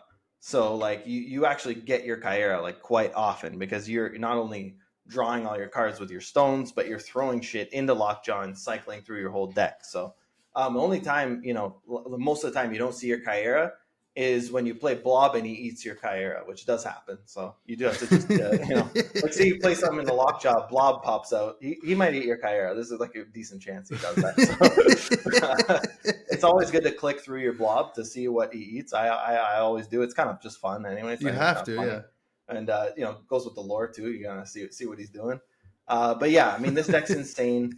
You're cheating out cards, like Psylocke lets you cheat out cards. Fastos discounts cards. So you have a lot of these 6-drops that could be a 5. Thanos gets discounted by Time Stone. That's a 5. Mockingbird gets discounted by all the stones, so she can get down to 2, 1 power, whatever. Scar can get to a 2, to a 0. And then the other cards, like I said, there's just a bunch of ways to just cheat out cards. So you see a bunch of 6-drops, but Lockjaw cheats them out, and you cheat them out with all kinds of different energy tricks, and Kyra protects them all, and it's just way too much fucking power for basically any deck to handle. And you have some tech as well. You have Eliath, could shut down a lot of bullshit combos that want to go over the top of you. So say you're playing a Tribunal list or a Wong Namora list, something like that. Have a nice Eliath on your Wong lane, or same Wong scenario. Let me just play a Magneto in this other lane, pull your Wong over there, get fucked, buddy. And so there's all kinds of, you actually have some interaction as well. And Kyra is the other one where it's like, you think they're going to play Shang-Chi. If you really got the read that they're going to play Shang-Chi, you should snap, hold your Kyra till the last turn, acquire priority, which is extremely easy with this deck, and play Kyra on the last turn. You do like a Kyra Scar or a Kyra Mockingbird on the last turn. So, because those are discounted cards. And that's another hilarious one that it's like, oh, Shang-Chi, bing! Or, a lot of time even Killmonger. People think they're just going to win with Killmonger. Like, I'll kill the stone. It's like, no, you won't. You put that condom on and you're protected. You're protected. That's great. I was just thinking about something right now. I want to make a change to this deck. I want to put in Sasquatch for Call Obsidian. So there's 7 6-drops right now. I like it. Right? No, there's 6 6-drops. That would make it 7. Yeah. Because I just feel, honestly, yeah, it's funny that you brought up here for sure. You could absolutely play Sasquatch in here. It's funny that you brought up the Shang-Chi like at the beginning, because I've been like, I guess maybe it's just subliminally, I've been like so nervous about Shang-Chi recently, and it's probably because the play rate's through the fucking roof right now. Yeah, is that sometimes I just don't want to play Call. I'm like, I just don't want to play this fucking card down right now. He's just gonna get Shang-Chi and I just waste 4 energy. I'd rather put like Fastos and a stone, or Kyra and a stone, or something. It would be a cool. It'd be a cool thing you could do if you put Sasquatch is you cut Wave, and Zombies Go Numb, I think is doing this in his Thanos deck. You cut Wave and you put Black Swan, and so then you go, because that would more enable your Sasquatch. So you Black Swan, and then you do like first you do a Lockjaw, then turn 5 you ramp out a Lockjaw, play a Black Swan, or Black Swan pops out of your Lockjaw, spam a bunch of 0 power stones, and then your Sasquatch is like free like after that, right? So that you could kind of abuse Sasquatch that way. But anyway, sorry, what were you saying, kid? Yeah. When they become 0 energy, it's ridiculous. Yeah, I feel like Sasquatch, like, not that hard to get to 4 energy. Like, not that hard at all. Mobius, of course, cucks him, but you can easily play 2 stones on turn 3, or a Psylocke and a stone on turn 3, and then you're playing, or just Psylocke on turn 3. Would that make him? Psylocke. That would make him a 5, and then make him a 5, and you have 5 energy on turn 4. Yeah. So like, you could get to him, Yeah, I think, and then he's protected with Kyra. He fits in the condom. So that's great. Oh, for sure, yeah. And you want to play him out. Dude, I think that's a no-brainer. I think I got to do that. Yeah. Black Swan seems like a cool idea for Wave too. But now that I don't know. That is a good idea. Yeah, I like. Anyways, sorry. I'm just like thinking and just mumbling on. Like, I like the idea. This is definitely not a. I've already been messing around even after my SJL match. I've been messing around with different cards. I've been messing around with the Black Swan. Also, I just think Jeff is like really good in here too. A lot of Doc Ock out there, like I was saying. So if they pull a Jeff, that's always really nice. Like that's just the kind of the dream, right? Then you could just play there anyway.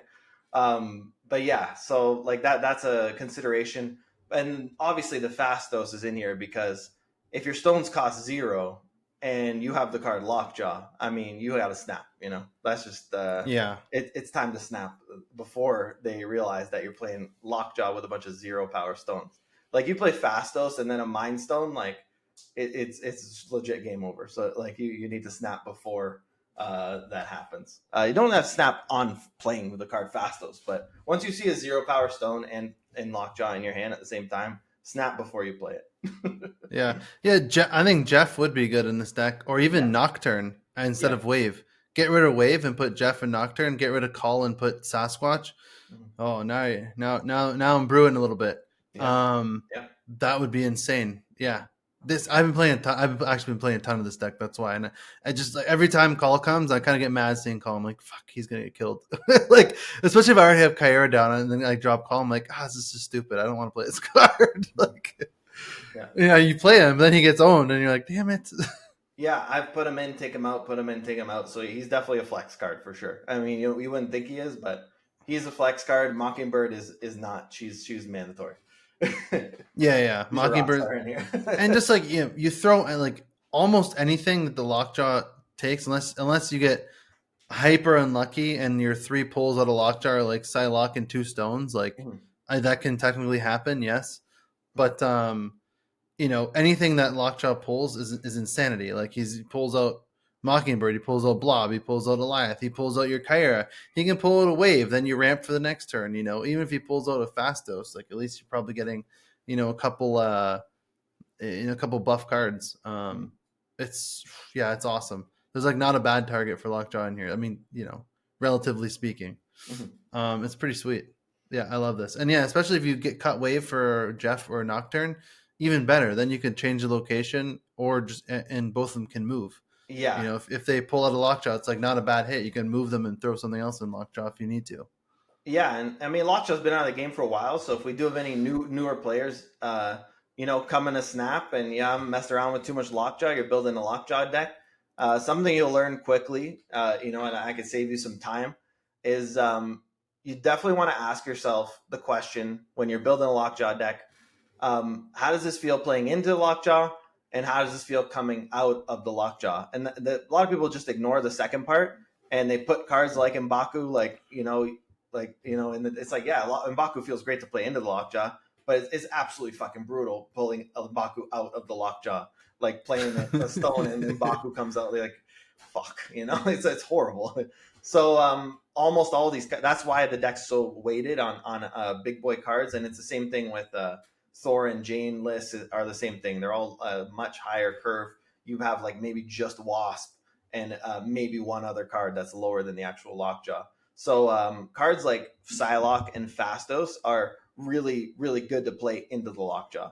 At least I like playing those cards into Lockjaw, and because they can make some magic happen, and that's why I like a card like Jeff as well. Because like you said, kid, like Jeff, you could actually play into the Lockjaw, but you also feel fine if he comes out. You could just move him and just play something else. Now that we got this the old Lockjaw effect back, we could play two stones, and they both proc, which is great.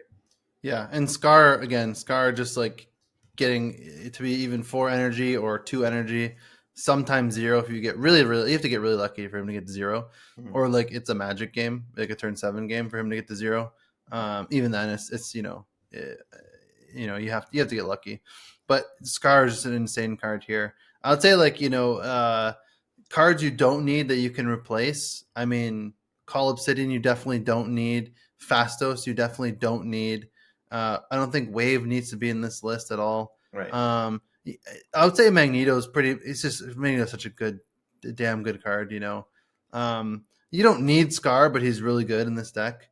You don't need Mockingbird, but you probably do actually Yeah, with the stones. I think you need Yeah. Mockingbird. I think Mockingbird, Scar, Magneto, and Blob. You probably need all of those, honestly. Actually, you don't need Blob for sure. You could do like Infinite or some bullshit, or Giganto or something. Yeah. It kind of do similar functions. I guess you don't technically need Blob, but you could probably replace Eliath as well. I don't think you need Yeah, Eliath. I think Alliance another one too that you can replace. Yeah, you could replace Elias for sure. So yeah, I mean Yeah. it's flexible and it's new, but yeah, I mean this deck. I mean what I was trying to do with this deck was beat up on Irisham decks. I mean they they can't fuck with you. You have a deck like this. Like it's very asymmetrical. Like your cards are, like like the Mockingbird, the Scar, the Lockjaw. Like they can't play a Lockjaw. Like say they play Loki and they steal the Lockjaw. What are they gonna do? Like pull out a domino? Like they're gonna play a card into Lockjaw and the domino pops out? They can't do shit to you. So it's like really nice to play this day to Arsham. But and so the first day or two I was playing it, I was absolutely crushing on the ladder. Today I was trying to play and it's just junk viper, and this I'm getting absolutely rocked. So if it's all junk, like you probably just have to play something else, honestly. But if the junk stuff cools down, I would highly recommend this deck. It's really fun. Yeah, really fun and really, really really strong, good. too. Yeah, Thanos always struggled against junk because you're fighting for board space with the stones always. Yeah. Sometimes you cuck yourself with the stones, and you're like, God damn it. Yeah. Especially when you get like all these locations, like the ninjas come out and the fucking raptors and all. Then you're like, oh, it really screws with you. So you can't be playing against junk lists. But yeah, this is great deck, a lot of fun. Highly recommend.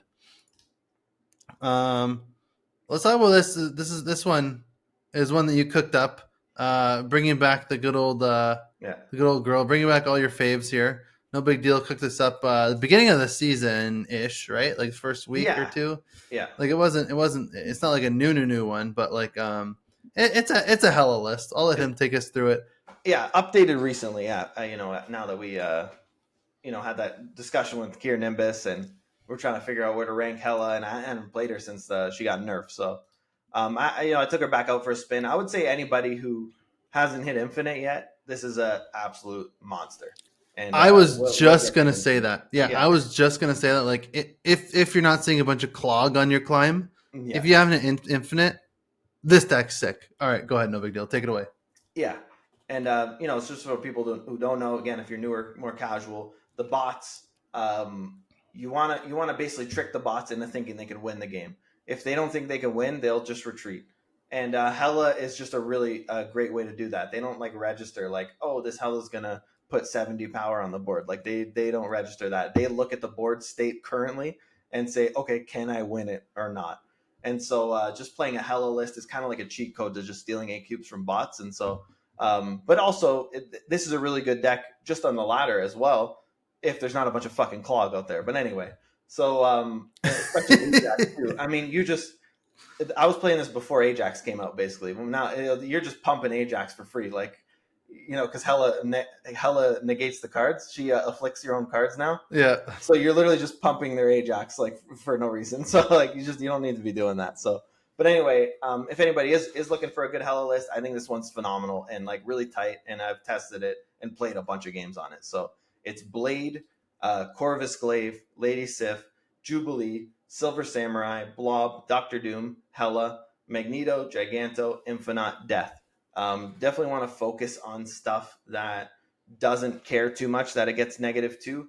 So kind of avoiding cards like Iron Man, for example, where it kind of gets compounded. Stuff like that, like an Infinite is 18 power, he doesn't give a shit. Same with even Giganto, Magneto, they don't care too much if they get negative 2. And the Jubilee helps you dig through the deck, so most of the time you're going to see 10 cards in your deck. And Corvus is like the rock star in this deck. He just lets you ramp, and like the kid kind of figured out, even if you do hit your own Hella, you still get a pretty good ramp game plan. You get to play a 6-drop on 5, you get to play a 6-drop on 6, you play something on turn 4, whether that's a Samurai or Jubilee or whatever. Samurai obviously can just hit a crucial card in your opponent's hand always, so that's always fun. And against Arashem, it was great because I was always hitting their blob, or their Mystique or whatever, right? So yeah. But I just always hit their blob, so it's like, man, like, and I was always emote too after I hit their blob, like so that was really fun doing that. But now that we're in Ajax clog meta, I'd be a little bit careful. But anyone looking for a good Hella deck, highly recommend. Yeah, it was funny when we were playing. Like you were telling me, like your percentages of stuff of when you play Corvus and when you have Hellas in your hand, you don't play Corvus. Mm-hmm. I'm like, bro, I just YOLO Swaggins Corvus on turn 3. if it hits Hella, then fuck it. Then you're playing like a 6-drop. You can play 2 6-drops then. Mm-hmm. It's not that bad of a life. And on turn 4, you can play like a Jubilee or something. To mess them up. You have energy. So that works out sometimes. Not optimal, obviously, but it is not. It's not the end of the world if you knock out your Hella, and especially if you have like good cards in your hand. Like if you know you can disrupt them with a Magneto, and they're playing like a deck like a Surfer or something where they're not gonna fill, but you can like destroy like a Wong or some shit. They might snap you after you lose your Hella, but like you can like Jubilee into a Doctor Doom, and then you're playing like Giganto and then Magneto on the last turn, and you're laughing. So yeah, true. It's nice and that none way. of those cards get reduced by 2, so that's nice. Yeah, exactly. Actually, yeah, I gotta say that too. If you have not played Hella in a while, it is a little bit alarming to see your cards like go -2.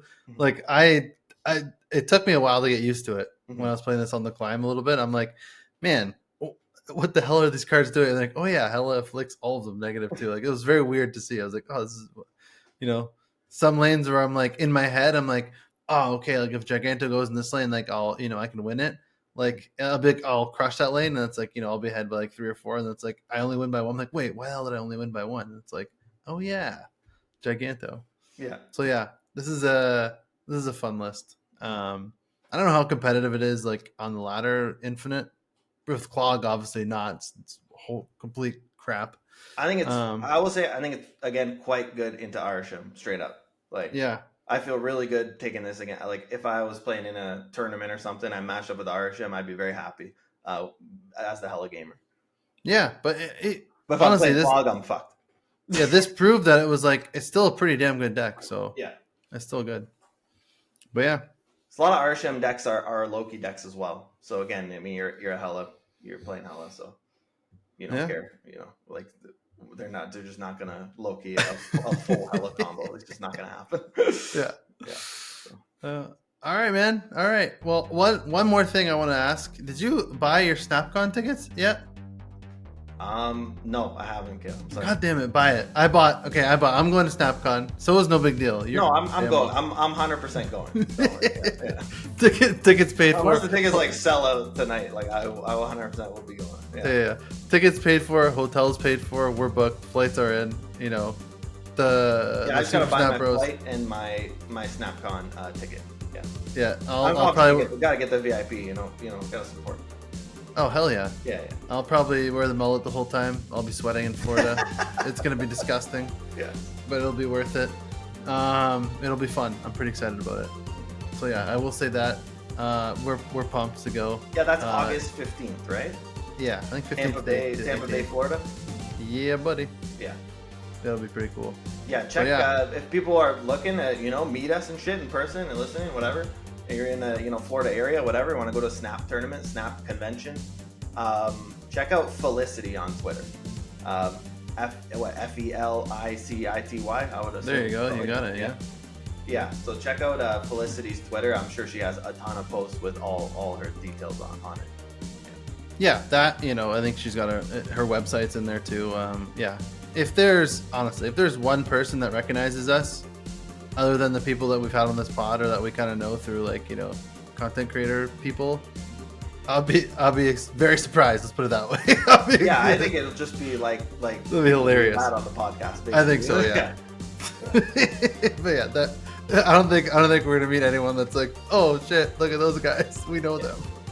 But that'd be hilarious if we did. But yeah, I won't charge for a signature. Don't worry. Well, if we ever do one in Singapore, we got to meet up with FinCon. That'd be my own. Gotta meet up with the boys FinCon, the kids. 100%. All right, no big deal. What you got to say, brother? Hey, thanks for hanging with us. Appreciate it. Shout out to the kid. I know he's just got off a flight, so probably pretty gassed, but still suited up. We're gonna be on Snap Decisions tomorrow night. Yeah. So if you guys want to check out Snap Decisions, we want to do another podcast. Probably put some sweet music on there. And Joe's a sweet host, so that'll be fun. So if you want more of us, we'll be on Snap Decisions as well. So thanks everybody for listening. Hope you guys are having fun. And if Clog's too much of a problem, you get the old Carnage. Put the old Carnage in the deck. You'll be all right. That's it. I love it. All right. Peace. Carnage.